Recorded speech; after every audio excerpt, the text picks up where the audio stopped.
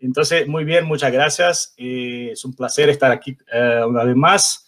Es un grupo muy productivo con un trabajo ya, digamos, hace tiempo, con publicaciones en portugués, en inglés, en otras lenguas, también con gente afuera de Brasil. Ahora estamos ahí con un piecito ahí en México, en Italia quizás.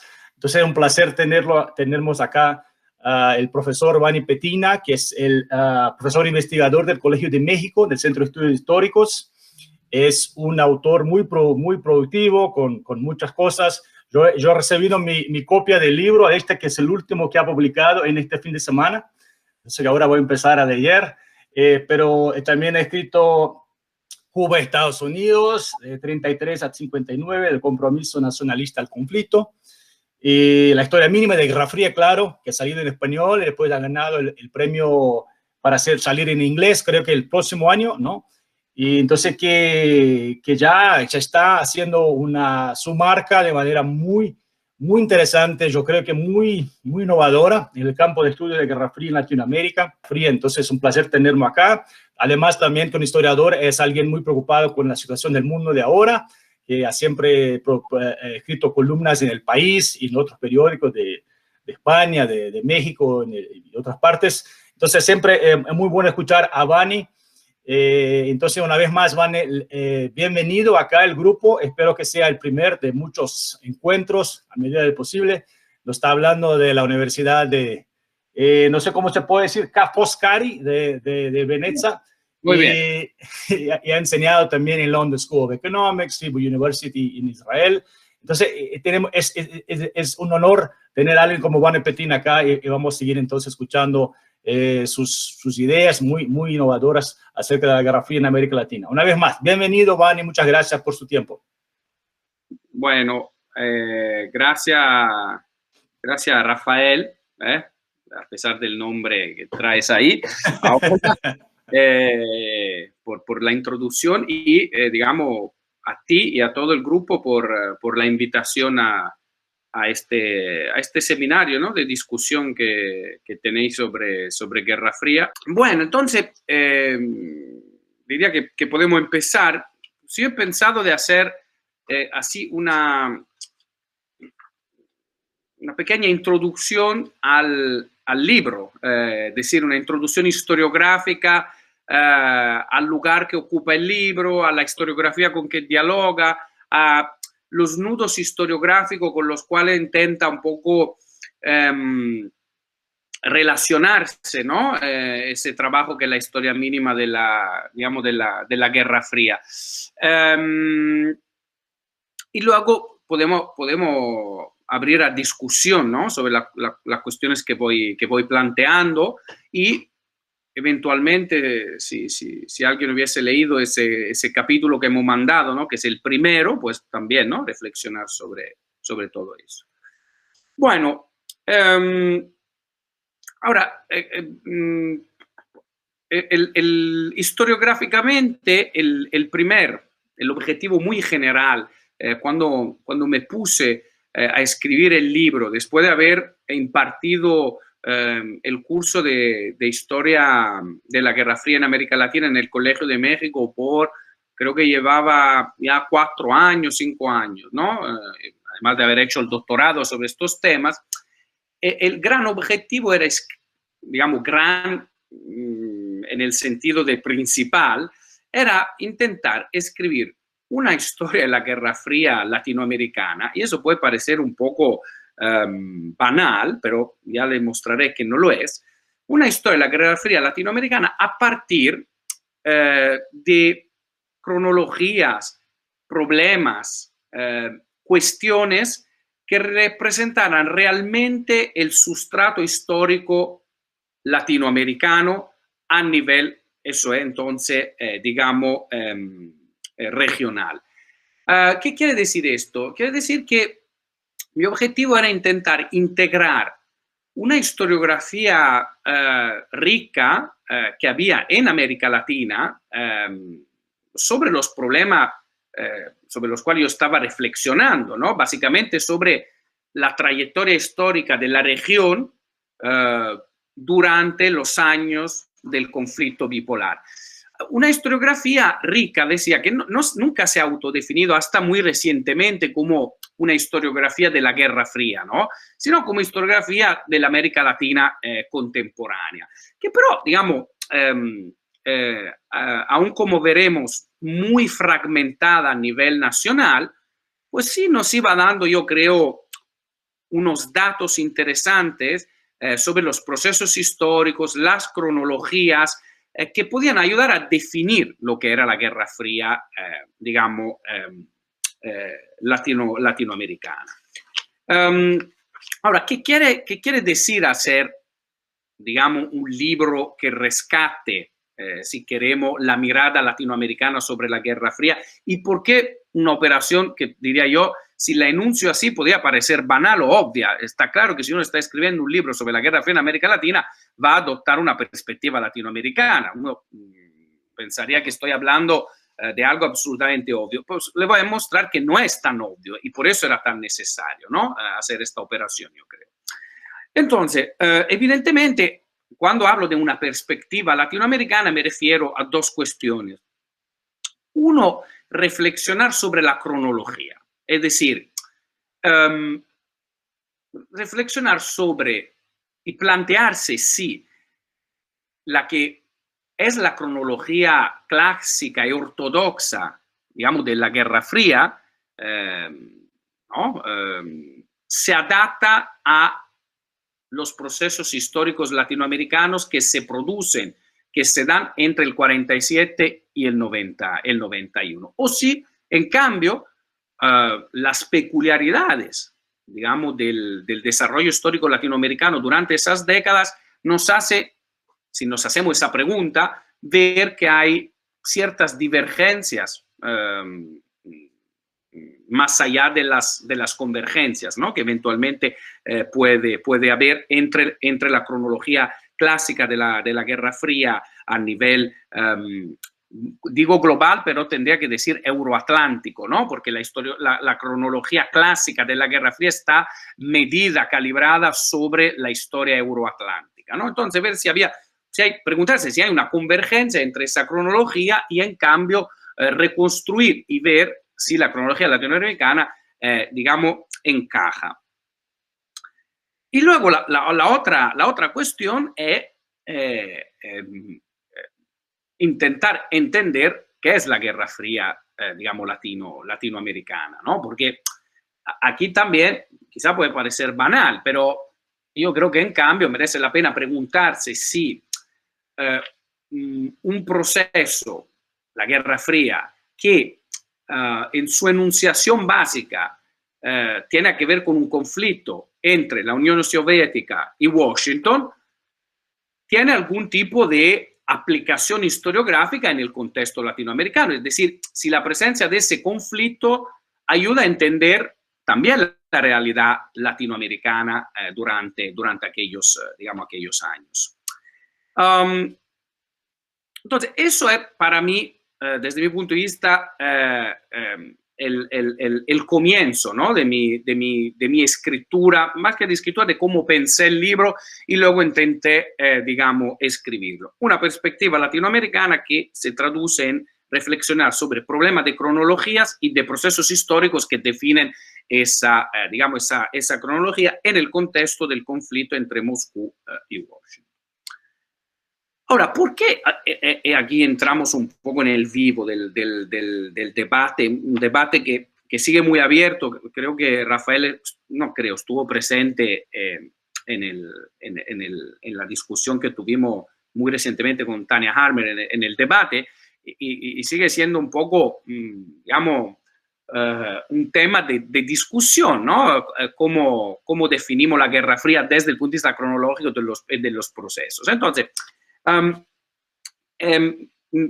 ¿por qué es necesario, digamos, hacerse todas esas preguntas que estaban a la base del libro, desde mi punto de vista? Porque, bueno, en primer lugar, porque hay una escasez importante de trabajos históricos que intenten reflexionar sobre la región en su conjunto. con todos los, digamos, las advertencias que conocemos, que América Latina no es una, que es muy distinta, que es muy diversa, etcétera, etcétera, etcétera. Digo, admitiendo todas esas advertencias, creo que pero es también necesario interrogarse sobre el hecho de si hay unas dinámicas en los procesos que representan, digamos, la región. Entonces, hay pocos trabajos sobre la Guerra Fría en América Latina en que se intente reflexionar sobre la región en su conjunto. Entonces, digamos,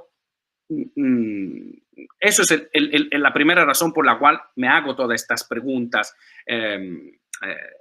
sobre qué es la Guerra Fría latinoamericana, porque hay pocos trabajos, ¿no? Podemos mencionar el trabajo de Hal Brands, Latin America's Cold War, podemos mencionar, digamos, los debatiré enseguida, los distintos capítulos que dentro de obras colectivas se han escrito por parte, por ejemplo, de Greg Grandin o de la propia Tanya Harmer, intentando definir lo que es la Guerra Fría, digamos, latinoamericana. Pero, en fin, son pocos trabajos y, como veremos, yo creo que presentan algunos problemillos que hacen que esas preguntas que igual le han parecido banales no sean tan banales. Entonces, lo poco que se ha escrito, desde mi punto de vista, padece dos formas de reduccionismo historiográfico. Una primera forma de reduccionismo historiográfico se debe al hecho de que muchos de los autores que he mencionado, y sobre todo los autores, digamos, anglosajones, entonces Greg Grandin o Gilbert Joseph o la propia Tanya Harmer, aunque con diferencias y matices, cuando se interrogan y hablan, intentan pensar sobre qué es la Guerra Fría latinoamericana, lo hacen haciendo hincapié especialmente en la variable internacional, que en ese caso quiere decir sobre todo interrogándose sobre el impacto del proyecto hegemónico estadounidense como vector de transmisión de la Guerra Fría hacia, digamos, América Latina. Entonces, aunque, eso lo dice, por ejemplo, Aldo Marchesi, ¿no? Aunque, por ejemplo, un autor como Greg Grandin, que por cierto es autor de libros no generales sobre la Guerra Fría latinoamericana, pero de episodios específicos, ¿no? Como los libros que ha escrito sobre América Central y Guatemala en particular, que son importantes, y en eso sí yo creo, reconozco en cambio sí una genuina perspectiva latinoamericana, ¿no? Pero cuando en cambio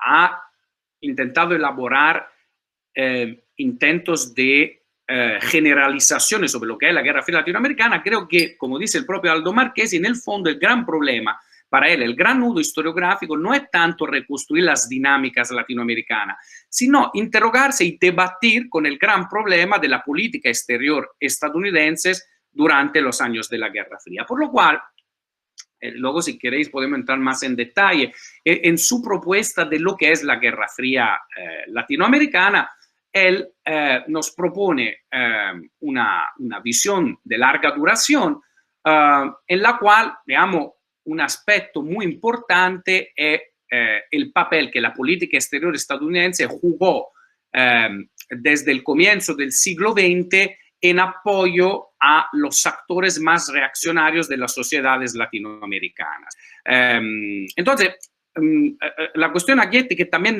la Guerra Fría clásica se va esfumando, ¿no? Porque dice Grandin que en el fondo todos los procesos que van a alimentar la Guerra Fría que conocemos después del 47 ya estarían presentes quizá con una intensidad menor ya a partir, digamos, del siglo XX. Y acá, digamos, un papel muy importante en marcar esa continuidad entre el principio del siglo XX y los años de la Guerra Fría clásica, lo tendría efectivamente el papel jugado por la política exterior estadounidense, que a nivel regional jugaría y tendría, y es importante, la capacidad de condicionar los procesos políticos latinoamericanos, reforzando los sectores más reaccionarios o conservadores de las sociedades latinoamericanas.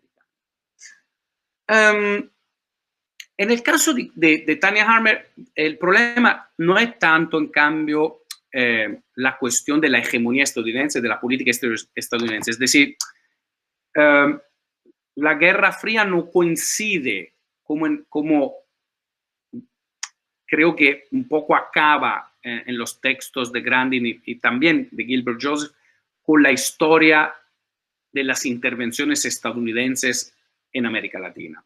En el caso de Tanya Harmer, creo que, digamos, el problema es otra forma de excesiva importancia que se está dando a una variable internacional, que es, en este caso, la revolución bolchevique. Acá también, siguiendo, curiosamente, todos los que adoptan esa variable internacional luego acaban haciendo propuesta de longue durée de la Guerra Fría latinoamericana, porque para Tanya Harmer también, en realidad, el 46, 47, 48, que es cuando la cronología clásica de la Guerra Fría la hace empezar, ¿no? el comienzo del conflicto bipolar, esa fecha no son tan relevantes, porque en América Latina habría ya un proceso que ella llama de Guerra Fría, en algún momento, dice ahí, entre 1911 y 1917, pero seguramente ya después de 1917. ¿Por qué? La Guerra Fría es un enfrentamiento ideológico entre capitalismo y socialismo, y en América Latina también el impacto y las consecuencias de la revolución bolchevique en el fondo articularían el conflicto social latinoamericano por medio de una contraposición entre socialismo científico, marxista-leninista, y, digamos, el capitalismo. Entonces, acá también lo que ocurre es que me parece que empezaría con esta, ¿no? Con mi desacuerdo, ¿no? Porque hasta ahora simplemente he descrito estos que yo llamo reduccionismo. ¿Por qué los llamo reduccionismo? Primero porque si miramos un poco a la propuesta de Tanya Harmer, me parece que acá lo que se está haciendo es sobreponer el mapa político-ideológico euroatlántico sobre la realidad latinoamericana con escasos resultados. Porque si bien quizá podemos decir que en Europa, sin duda en Europa más que en Estados Unidos, pero también probablemente en Estados Unidos, en los años 20, en los años 30, el conflicto social se articula principalmente como una contraposición entre comunismo y capitalismo. En el contexto latinoamericano, yo creo que, justamente volviendo a esa historiografía latinoamericana, la variedad, el nivel de sincretismo de las propuestas ideológicas que intentan articular el conflicto social es absolutamente mucho mayor que en el contexto euroatlántico. Entonces, digamos, en América Latina, digamos, estando familiarizado con la historiografía latinoamericana, tenemos actores políticos que son progresistas, son nacionalistas, pelean para ampliar los perímetros sociales de las naciones latinoamericanas, pero pueden ser perfectamente anticomunistas. Y esto ocurre en los años 30, en los años 40, y tiene, yo creo,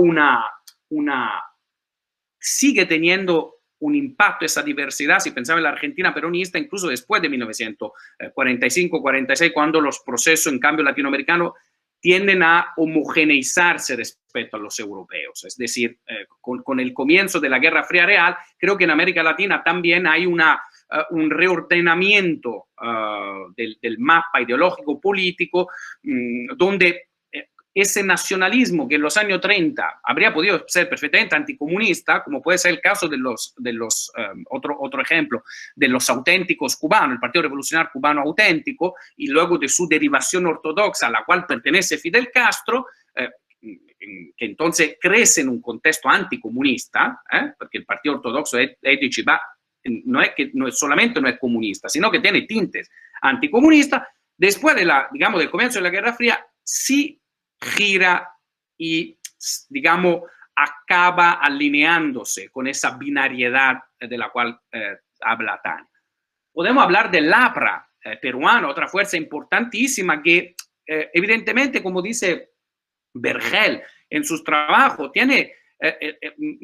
recibe el impacto de la revolución bolchevique, pero sigue manteniendo otra vez una flexibilidad ideológica que no se corresponde a ese mapa binario que en cambio podríamos encontrar en la Europa de los años 20 y de los años 30. Entonces, aquí ven muy bien qué ocurre si uno hace demasiado hincapié sobre una variable internacional y creo yo, si no pondera, sopesa suficientemente un poco lo que son las aportaciones también de la historiografía latinoamericana sobre los procesos políticos, ideológicos latinoamericanos, digamos, de los años 30 y los años 40. Rafael Rojas está a punto de publicar un libro, El árbol de las revoluciones, que va a salir con Taurus, que va a reconstruir un poco esa gran variedad, haciendo, digamos, especialmente hincapié sobre los socialismos no marxistas latinoamericanos. Gaitán podría ser otro ejemplo, ¿no? En el fondo. Y ya que estamos en Brasil, ¿por qué no Vargas? Como fuerza que en algún momento tiene como objetivo ampliar los perímetros sociales digamos, de Brasil, pero que no tiene una colocación evidentemente de tipo marxista. Bueno, eso, digamos, primer nudo historiográfico, primer punto de debate, ¿no? En mi libro. El segundo, para volver a Greg Grandin, sobre mi crítica a esa forma, digamos, de reduccionismo, bueno, tiene que ver con dos puntos principalmente. Y otra vez, si miramos ese trabajo desde una perspectiva que, ojo, no es ideológica, no estoy haciendo latinoamericanismo, simplemente estoy intentando reflexionar sobre la historiografía latinoamericana. He citado Martín Vergel, Rafael Rojas, podría citar Tulio Alperindongui, los clásicos, ¿no? También. Bueno, con respecto a esa propuesta, lo que no funciona a mí me parece es, primero, plantear que la hegemonía estadounidense fuese digamos, un proyecto capaz de ejercer el mismo nivel de hegemonía en el Caribe, en América Central o en América del Sur, desde el comienzo del siglo XX hasta digamos, las décadas de la Guerra Fría. Claro, un argentino se suicidaría inmediatamente oyendo esa propuesta, porque es evidente que, aquí estoy bromeando, ¿no? Pero ya fuera de la broma, ese orgullo rioplatense que se sentiría violado por una afirmación de ese tipo, pero tiene cierta base histórica, porque, es decir, es evidente que la capacidad de influenciar los procesos políticos argentinos no es la misma después de 1945-46 de la que hay al principio del siglo XX. Entonces, identificar en la política exterior estadounidense el elemento de continuidad que permite decir que hay una guerra fría en América Latina a partir, digamos, ya del principio del siglo XX, a mí me parece que, contrastado un poco con la historia de la región, no encaja. Yo digo en el libro, equivale un poco a caribeñizar la historia latinoamericana. Y eso no es ninguna afirmación, digamos, ofensiva, sino, es decir, esa capacidad que efectivamente hay bien clara en la región del Caribe, América Central, trasladarla a toda la región latinoamericana.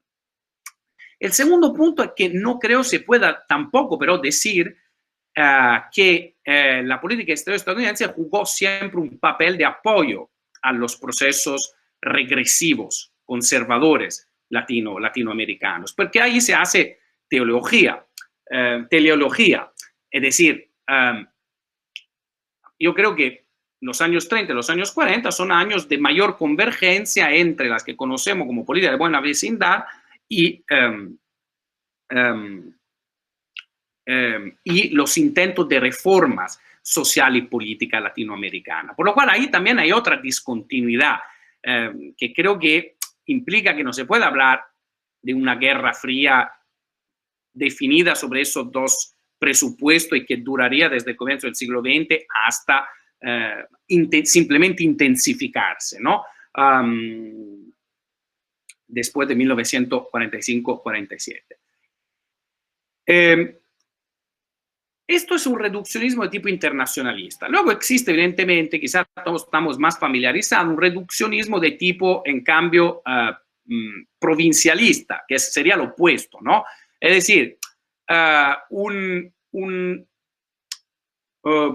una falta de voluntad, en muchos casos, de la historiografía latinoamericana de superar los confines nacionales y escribir y pensar la historia fuera de esos confines nacionales, ¿no? Que entonces un poco han limitado ahí también la reflexión, como decía, sobre qué es la Guerra Fría latinoamericana, más allá de lo que es la Guerra Fría de Uruguay, la Guerra Fría de Chile o la Guerra Fría, digamos, de México. Creo que en el fondo ese nudo se está superando, ¿no? El trabajo de Aldo Marchesi, yo creo que ya empieza a generar también una metodología transnacional que va a marcar la pauta de los estudios sobre la Guerra Fría latinoamericana en los próximos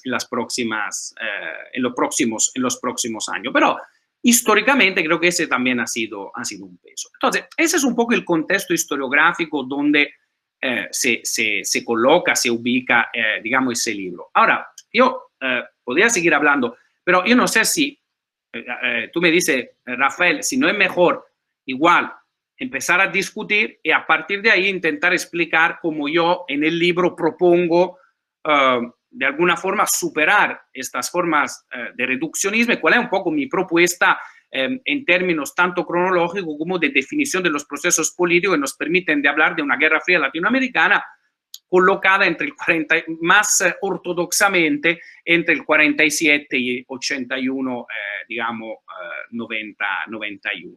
Tú me dices. Yo creo que podríamos empezar preguntas. Quizás si puedes, en, no sé, 2-3 minutos decir algo sobre esto de lo que propones en el libro, que es la fractura interna, la fractura externa. Se podría, no sé, de manera sintética hablar un poquito de eso, porque yo creo que es algo muy, una contribución muy importante, ¿no? para pensarnos estas cosas. Bueno, lo introduzco brevemente y luego quizá con las preguntas y tal podemos ir hablando en lo específico de qué alimentan estas dos fracturas. Bueno, yo lo que propongo entonces es, en cambio de leer la Guerra Fría como una continuidad, un proceso histórico basado sobre las continuidades, propongo de leerla como un proceso de fractura, de gran fractura, que se produce alrededor de 46, 47, 48, una fractura que divido en dos, ¿no? Una, de forma más clásica, tiene que ver con los cambios que yo creo que en cambio son radicales de la política exterior estadounidense hacia la región latinoamericana, que se producen a raíz de su conflicto con la Unión Soviética y que van a modificar radicalmente el modus operandi que la hegemonía estadounidense había adoptado durante los años 30 y los años 40, o sea, durante las décadas digamos, de la buena vecindad, y que de alguna forma habían encontrado un modus vivendi también con distintas formas de actores nacionalistas, progresistas latinoamericanos, y que con el comienzo de la Guerra Fría ese modus vivendi se interrumpe. O sea, hay una fractura que pone en ruta de colisión la política exterior estadounidense y los actores, digamos, involucrados con los procesos de cambio latinoamericano. Esa es la primera fractura. Entonces, es una historia de discontinuidad más que de continuidades, volviendo a las historiografías que estaba mencionando antes. Pero también una fractura interna, porque al contrario digamos, por ejemplo, de la visión de Grandi, yo creo que en América Latina en los años 30 y los años 40 se registran unos cambios profundos en la sociedad, en la política y en la economía. Unos cambios que tienen que ver principalmente con las transformaciones del modelo económico latinoamericano, que aunque la región no vive propiamente una revolución industrial, pero sí vive sin duda la erosión importante de los modelos de economía exportadora y una diversificación que tiene que ver con el crecimiento de la producción industrial, que modifica también las relaciones y los equilibrios políticos en muchos de los países latinoamericanos de dimensiones más amplias. Creo que la Guerra Fría, aquí está la segunda ruptura, en cambio viene a interrumpir ese proceso, digamos, de diversificación económica, perdón, no a interrumpir, a entorpecer, pero sí una fractura, porque, digamos, cambia un poco cambian un poco las posibilidades, se reducen las posibilidades, digamos, de éxito de estos procesos de diversificación económica, pero también política. Porque, digo yo, digamos, la Guerra Fría genera una fractura interna también a la sociedad latinoamericana que acaba por reempoderar aquellos sectores más conservadores de la sociedad latinoamericana que en los años 30 y los años 40 habían visto perder parte de su capacidad de control de los regímenes políticos de los países latinoamericanos y muchos países latinoamericanos y de las reglas del, digamos, del juego. Entonces, esas doble fracturas, yo creo lo que hacen es, digamos, modificar de forma bastante importante la que era la trayectoria histórica de la región latinoamericana, así como esa se estaba configurando, sobre todo después de digamos, de 1929, década de los años 30 y primera parte de los años 40. Y cuando yo, digamos, modificar la trayectoria histórica, creo que, digamos, lo que van a hacer, lo repito, es empoderar los sectores más conservadores y hacer que, digamos, determinados procesos de cambio social, político, económico sean mucho más peleados de lo que habrían podido ser al no haber intervenido, digamos, la Guerra Fría. Luego, si quieren, podemos entrar en los detalles de cómo funcionan, ¿no?, estas dos fracturas. Quizá empecemos un poquito a ver si hay preguntas y ahí sigamos.